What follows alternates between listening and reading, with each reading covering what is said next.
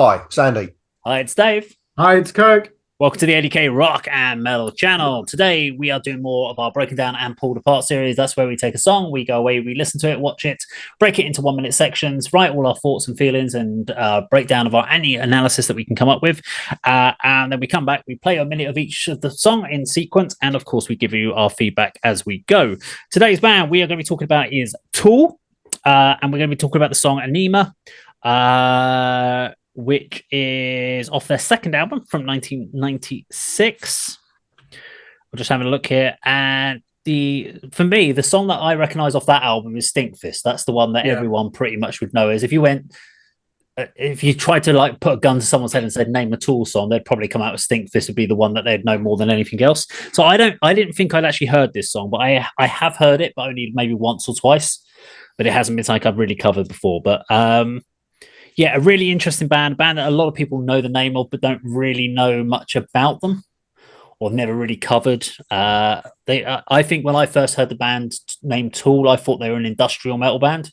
I put them as like Tool, Helmet, another abstract kind of name. They're in that same vein, aren't they? And I've never heard them, so I didn't know anything about them. So, but we'll cover each of our thoughts on them as we go. But we're going to play the first minute. It's quite a long song, just under 7 minutes. So we give you the first minute for you at home.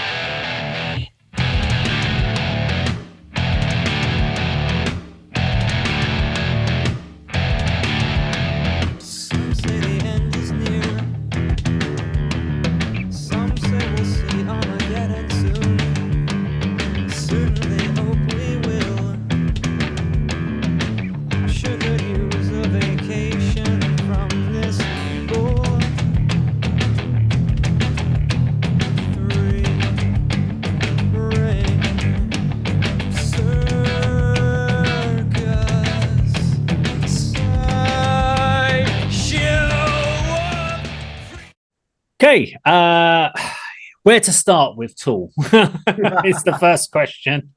I mean, this first minute, we get this grungy guitar tone that's hardly got started before suddenly gets taken over by bass and toms. I'm like, okay, where's the guitar gone? I was just getting into that. What's happening? Normally, you have like things build and they add layers. What you do is here's a guitar tone.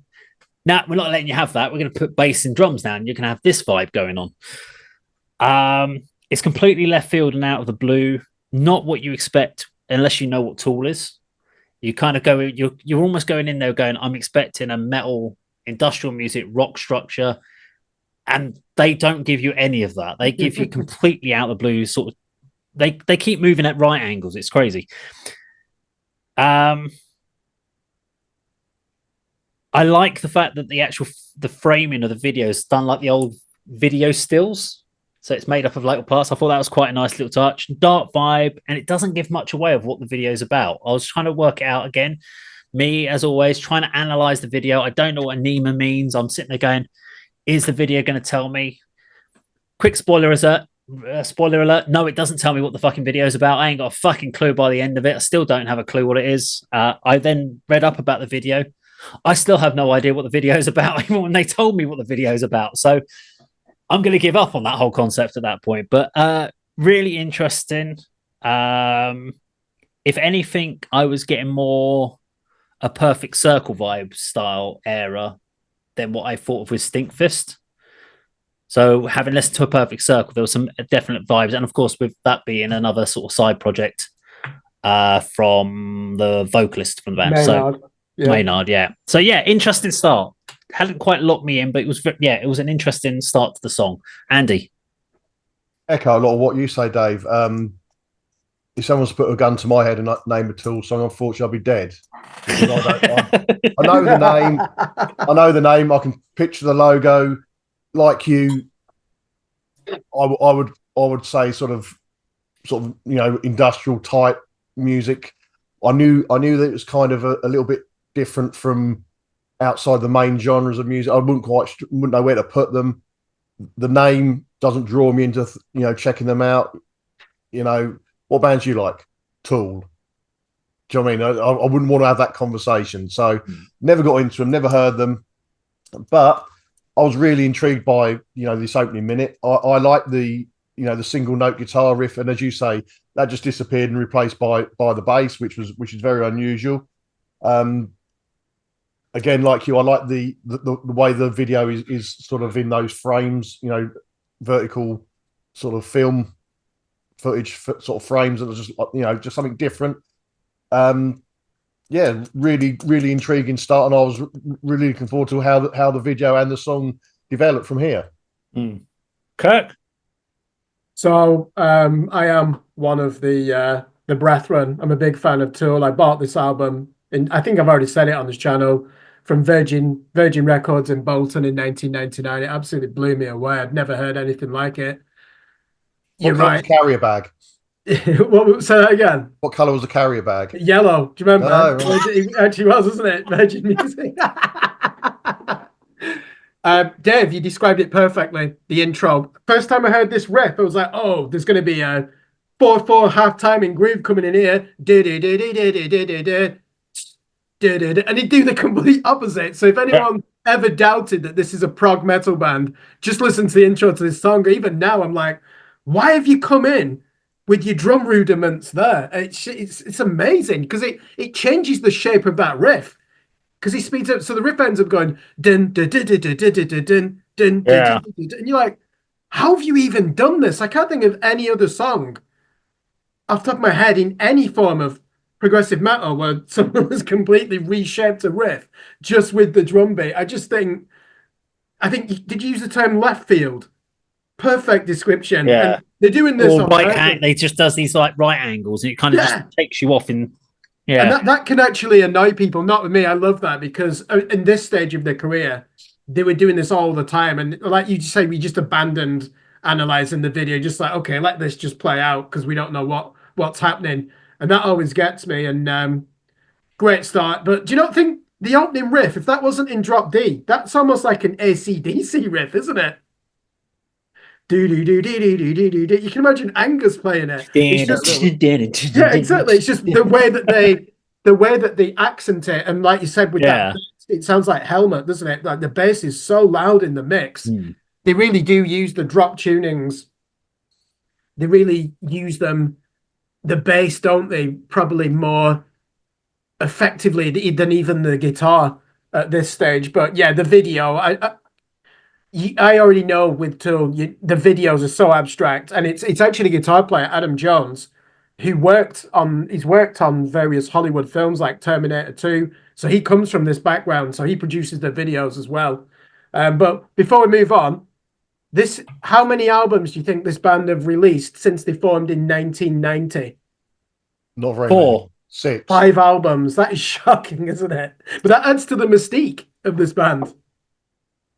I actually wonder with this structuring, if you took the song structure and then played the song and did the structure in reverse, would it be more of a standardized? It's the sort of band that would do that. They'd write a standardized structure for a song and then go, now just reverse it, and that's how we're going to play the song. Kind of like remixing their own song, the original, and then presenting that. So we'll do the outro first, and then we'll do like the double chorus, and then you go, this is such a weird. And they're like, no, we just wrote a standard song and just reversed it. Yeah, it's a sort of weird art school kind of vibe to it. Okay, let's play the next minute for you. This is minute 1 to minute. Let's do 2 minutes actually. Let's do minute 1 to minute 3, as it's quite a long track. So let's do 2 minutes for you at home.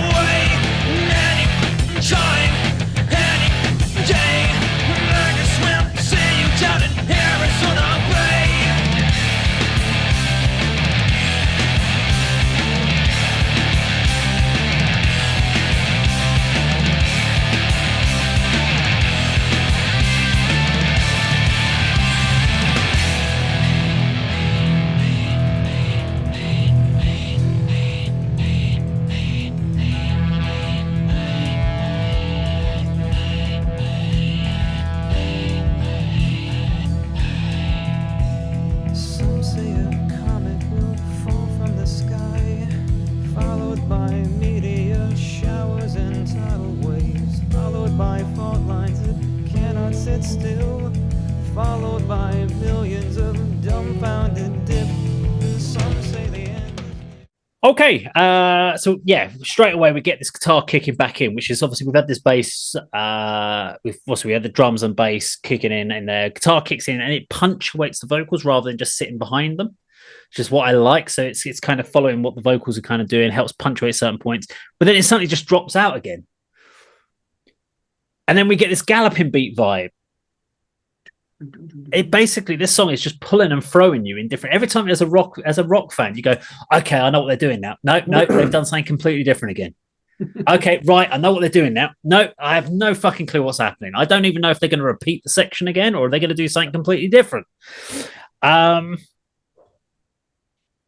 It's as we get to the end of that kind of end of the 2 minutes, just before we get to the 3 minute mark, we have a little bit of a pause, a bit of a breather, which you kind of almost need to take stock of your life at that point in time. You're like, Dolly, what have I just listened to? And I have no idea where I am. Because I actually remember sitting there thinking, have I had a chorus yet? Has there been a verse? Where am I in this song? It's like someone takes you on a journey with no GPS, and you just, when you open up your GPS and your car says you're in the middle of the ocean somewhere, and you're like, I have no idea what the fuck is going on right now. That's how I felt listening to this. I had no clue where I was on the roadmap of this song at all. Andy. I think you've sort of covered the reasons why I perhaps haven't got into this band, because it's not standard song structure. They are throwing in different elements. Are there verses? Are there choruses? And I kind of got that vibe from what I'd heard about this band. And I like my music a bit, I like my metal a bit more straightforward, but I am sort of maturing in what I listen to. And this has certainly done enough for me to perhaps definitely listen to this track again and maybe the whole album, because it is, there's no denying that they're intelligent, creative songwriters and musicians. So talent-wise and creativity-wise, you can't take anything away from them. It might not appeal to everybody.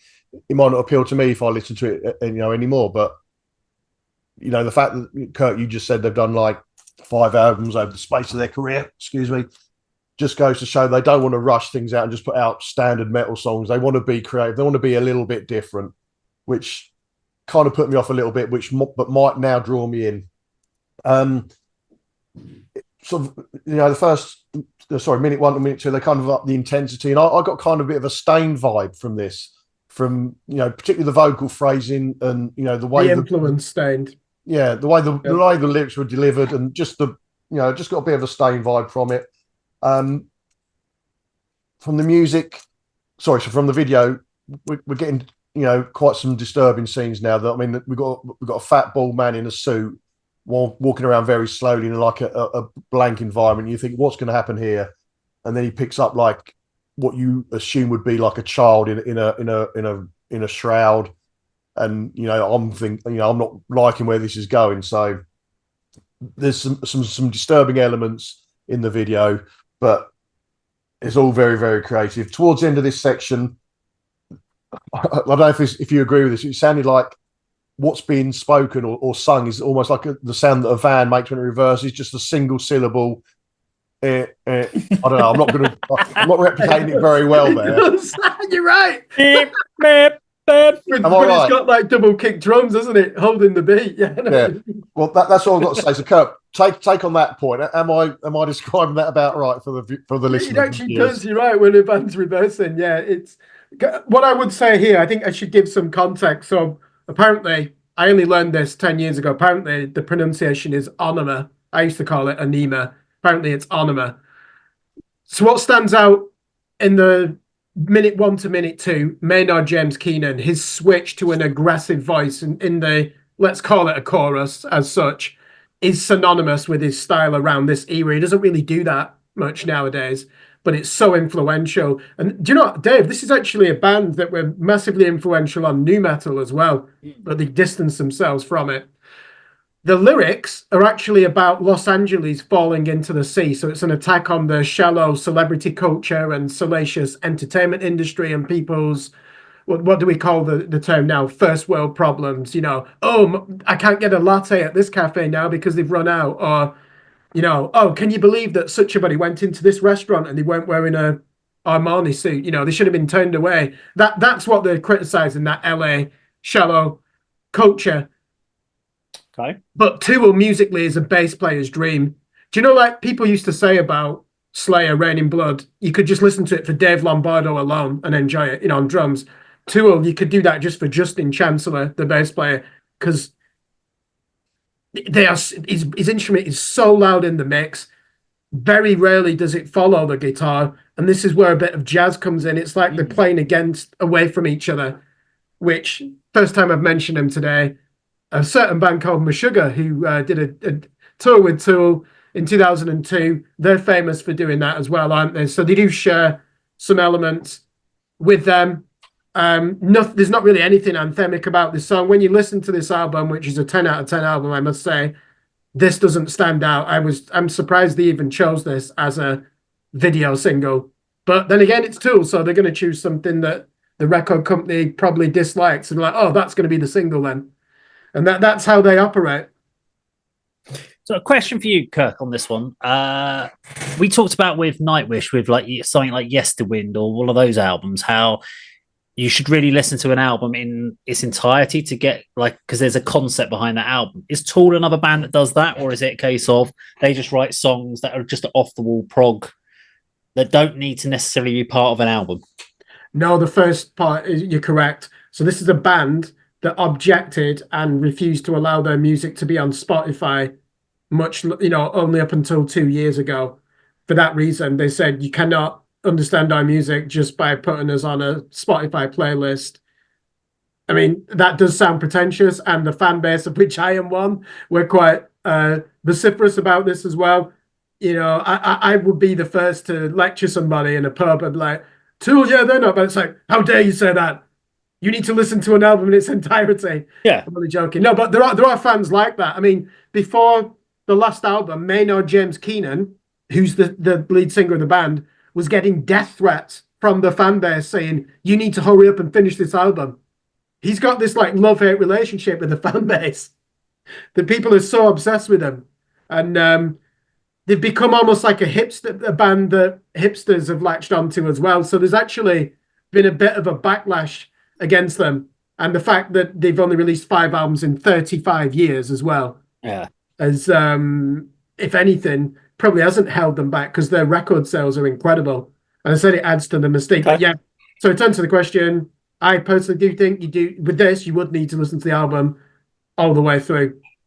So it's the same with Robert Smith and The Cure. The fans are kind of like, when are we going to get a bloody new album? Isn't it? Same. It came out after. It did finally. Yeah. Right, come on. Let's move on. We've got to do some more. We've got a few more minutes to get through. So let's play you minutes 3 to minute 5. So the next 2 minutes for you at home. Some say we'll see Armageddon soon. Certainly hope we will. I sure could use a vacation from this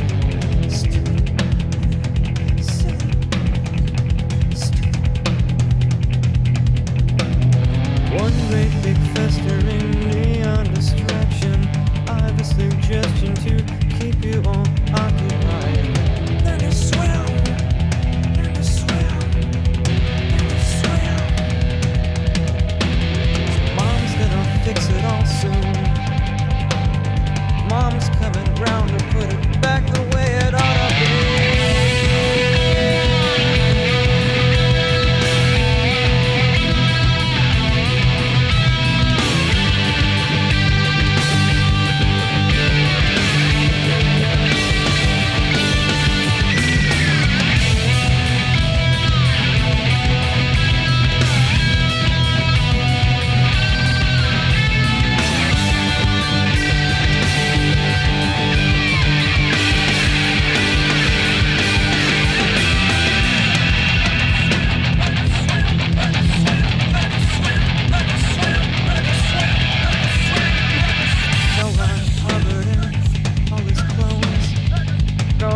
Gun-toting, hip gangster wannabes.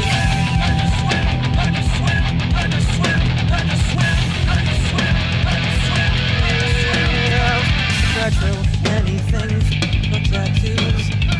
For all you junkies and your short memory.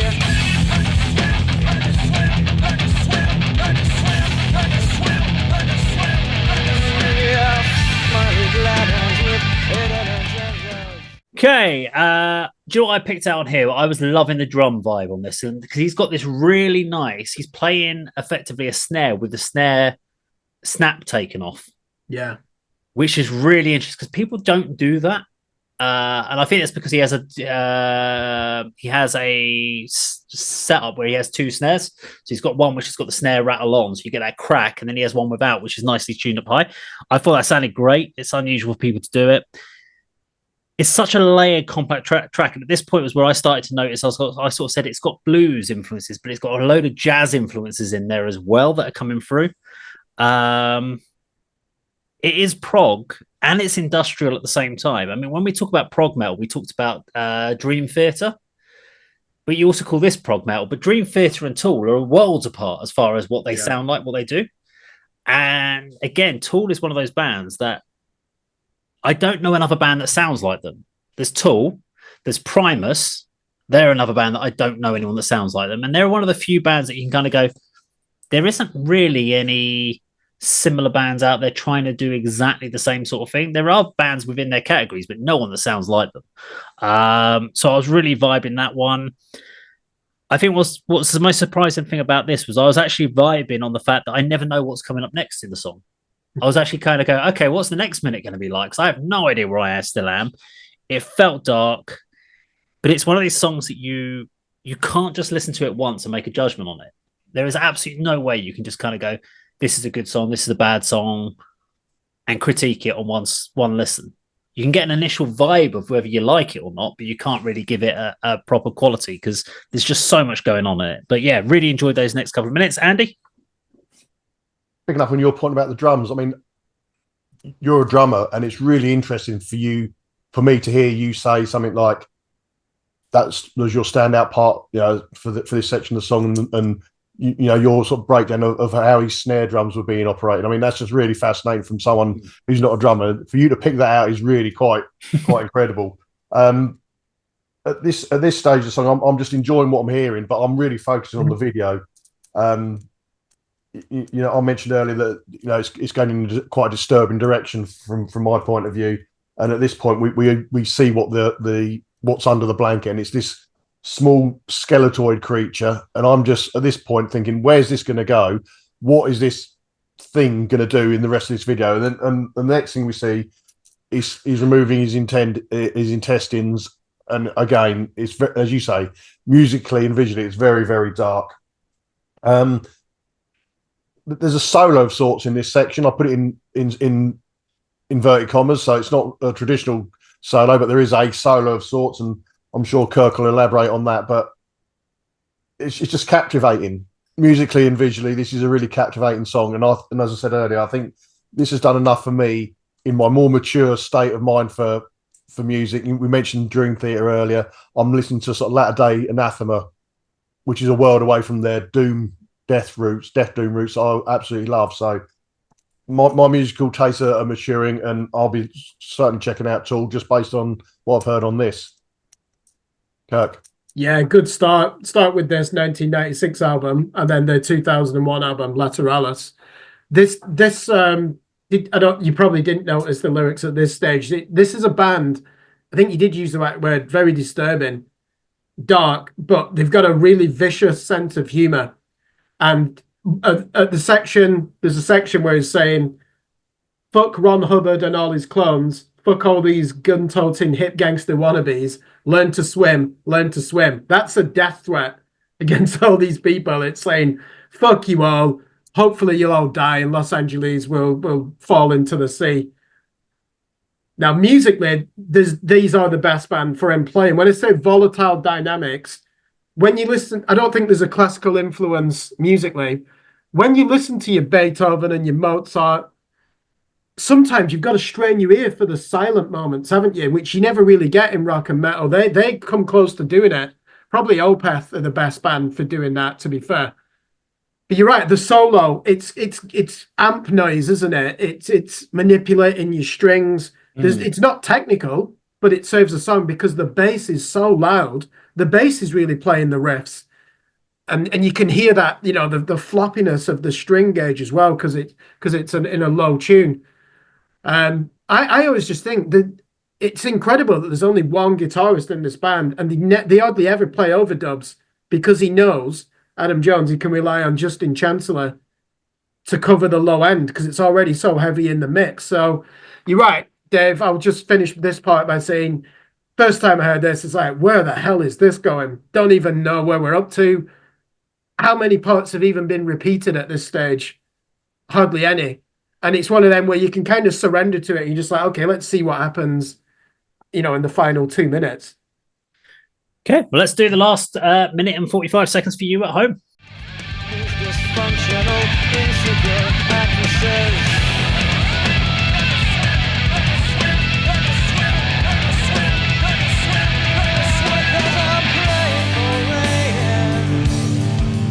I'm praying for tidal wave.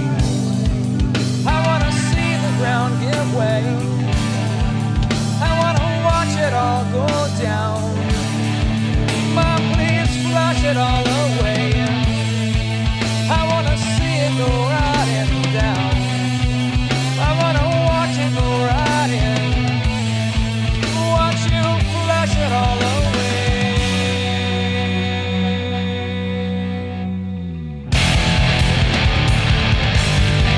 Yeah, time to bring it down again.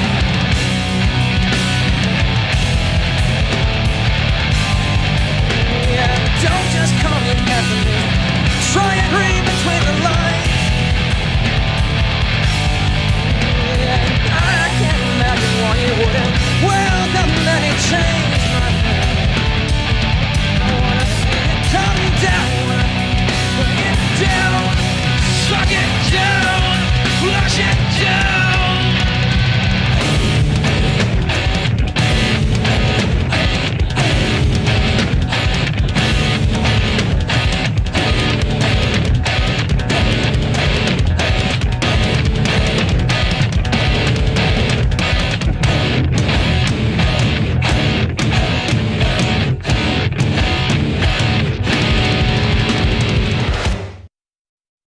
Okay, we get kind of like this sort of section kicks off with this real chilled out section, which has felt very different to what was going on in the rest of the song. And it's actually a surprise, but works incredibly well in the song. And it's, again, it kind of almost gives your mentality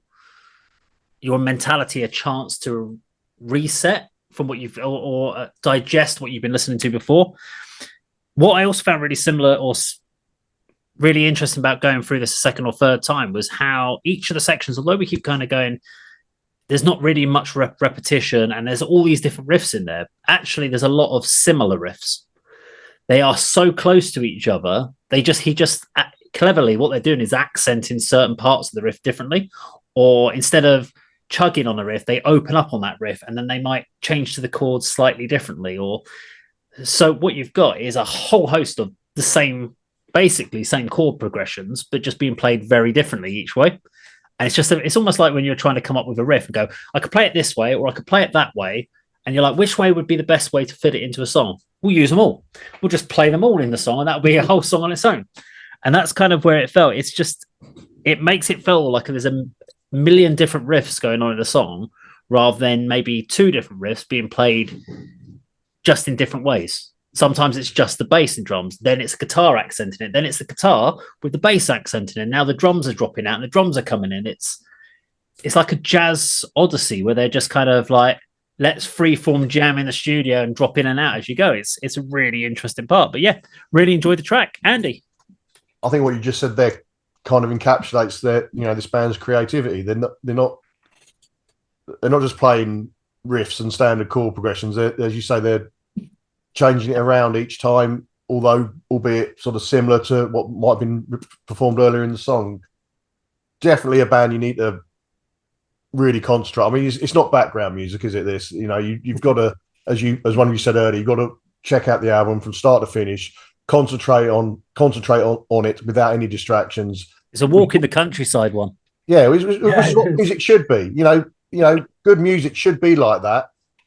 And then your sort of everyday pop or whatever can be your background music. I don't know, but this is what makes metal and extreme music sort of better than other genres. Anyway, Yeah, I note down, Dave. There's a sort of a very sort of off the wall, sort of chilled out section at this point.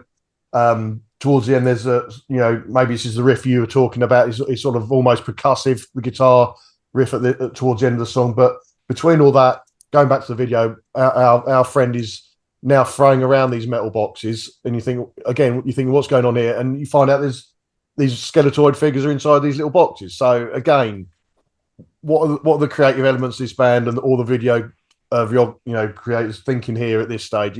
Are they random images, or is there something meaning? Is there a story behind what's happened as through the visuals of this video? But really, really enjoyed this. My first experience of Tool, and it won't be the last. And I'm 35 years too late, aren't I? Basically, but that was creativity at its best. Throw away the rule book. We're going to write something a little bit different, explore our creative elements, and put it out there for everybody to try and enjoy.